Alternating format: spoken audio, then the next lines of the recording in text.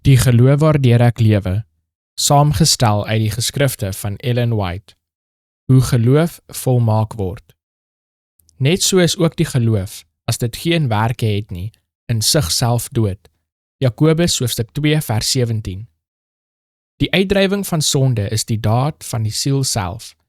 In sy groot behoefte roep die siel uit na 'n krag buite en bo homself, en deur die werking van die Heilige Gees word die edeler kragte van die verstand met krag deurdrenk om weg te breek van die slawerny van sonde.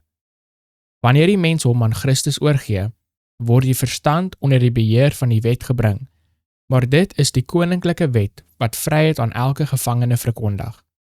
Slegs deur een met Christus te word, kan mense vrygemaak word.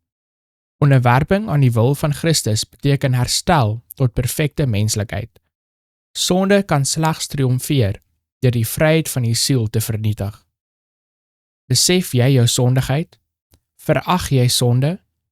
Onthou dan dat die geregtigheid van Christus joune is, as jy dit wil begryp.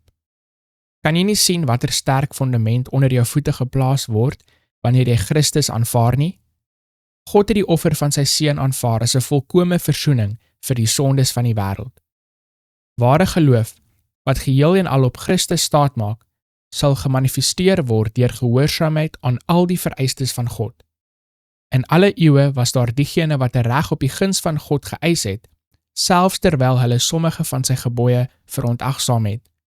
Maar die skrif verklaar dat deur die werke geloof volmaak word en dat sonder die werke van gehoorsaamheid geloof dood is.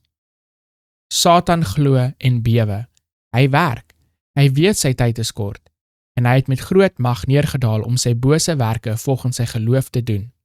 Maar God se belydende mense ondersteun nie hul geloof deur hul werke nie. Hulle glo in die kortstondigheid van tyd, maar gryp net so gretig na hierdie wêreldse goedere asof die wêreld 1000 jaar sou staan soos dit nou is. Glo jy dat die einde van alle dinge naby is? Dat die tonele van hierdie aarde se geskiedenis vinnig naderkom? Indien wel, toon jou geloof deur jou werke. 'n Mens sal al die geloof toon wat hy het.